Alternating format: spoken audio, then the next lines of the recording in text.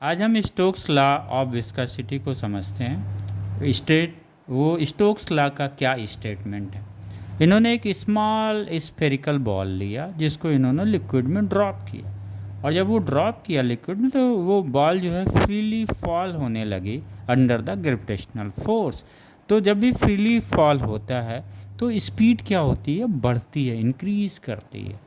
तो इसी पे इन्होंने बोला हुआ था जो बैकवर्ड ड्रैगिंग फोर्स है वो इंक्रीज करता है with increase in velocity of the moving body. यानी जब ये स्फीयर की वेलोसिटी बढ़ती है तो ड्रैगिंग फोर्स जो अपोजिट डायरेक्शंस के मोशंस के लगता है वो भी क्या बोलता है, इंक्रीज करता है। ये इन्होंने एक्सपेरिमेंटली प्रूव किया। और एक इन्होंने इस ड्रैगिंग जो बैकवर्ड ड्रैगिंग फोर्स है जिसको विस्कस ड्रैग भी बोलते हैं या कहीं कहीं विस्कस फोर्स भी इसको बोल देते हैं, राइट। तो ये कहाँ पे फोर्स लगता है, उस स्फीयर पे लगता है, जो मूविंग स्फीयर है इस पे लगता है।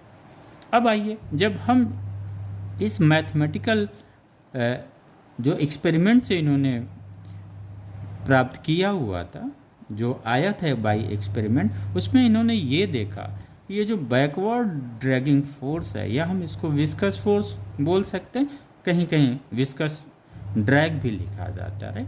ये क्या बोला इन्होंने, जो स्फीयर मूव करता है उसके रेडियस के डायरेक्टली प्रोपोर्शनल होता है। दूसरा, इन्होंने एक्सपेरिमेंट से पाया ये जो फोर्स है ये directly proportional to the velocity of the small spherical ball, right, या बॉडी।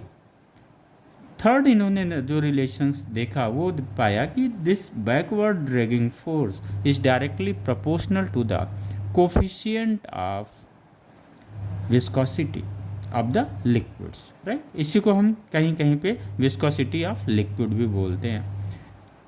इसको इस प्रोपोर्शनलिटी साइन को हटाने के लिए F इक्वल टू के ईटा आर वी आ गया।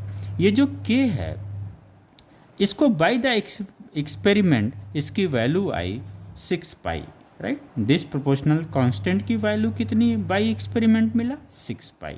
इसको K की जगह हमने 6 पाई रख दिया, फिर हमें जो मिला F equal to 6 pi eta R we.